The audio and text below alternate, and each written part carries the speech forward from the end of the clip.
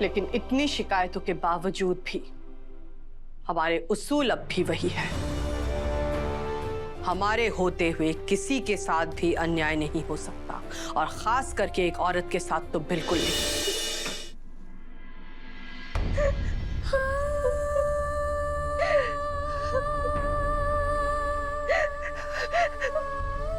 मैंने तो आपके मन में यूं नफरत भरी है देव सर, फिर क्यों बुरा लग रहा है हमारे को?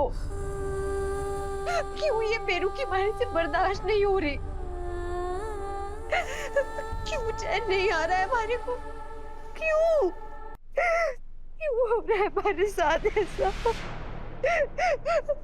क्यों? रो लो वसुधा।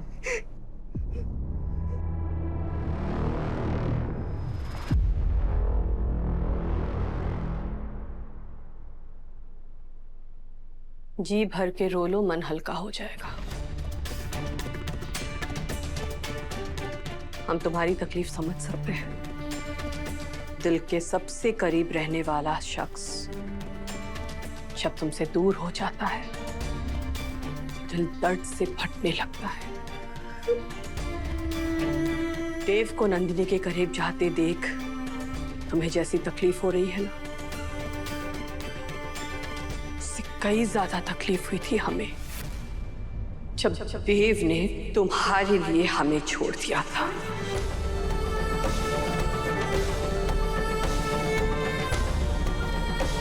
मेरे को माफ कर दीजिए देवी को, मैंने इतना दुख दिया आपको, माफ कर दीजिए हमारे को। वही तो नहीं कर सकते हैं हम। काश तुम्हें देने के लिए हमारे पास माफी होती। देव की शादी, उसकी जिंदगी, उसका भविष्य, इन सब को लेके लाखों सपने देखे थे हमने, लाखों। एक पढ़ी लिखी लड़की, बिजनेस की बारीकियां समझने वाली, देव के साथ कंधे से कंधा मिलाकर चलने वाली लड़की, ऐसी बहू लाने का सपना था हमारा। और वो भी तब से, जब से वो पैदा हुआ था। पर तुमने हमारे सारे सपनों में आग लगा दी वसुधा।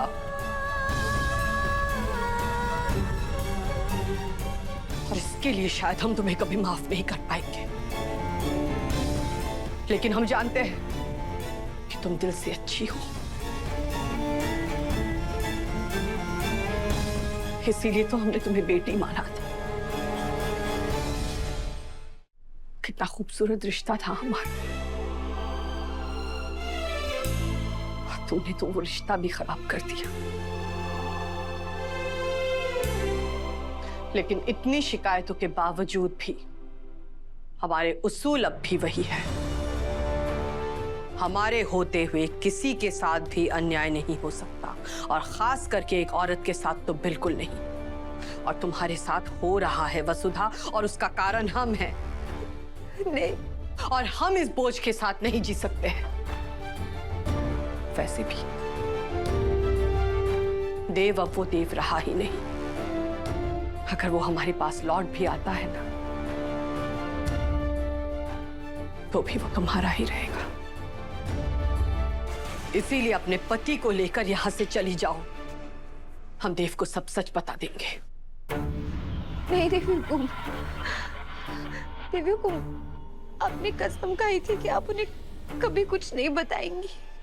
लेकिन ना हम तुम्हें कभी अपनी बहू मान पाएंगे, ना ही तुम्हें सम्मान दे पाएंगे, और ना ही तुम्हें वो प्यार दे पाएंगे। इसलिए हमें सारी कस्मों से मुक्त करो और हमारी बात सुनो, और देव को लेकर यहां से चली जाओ।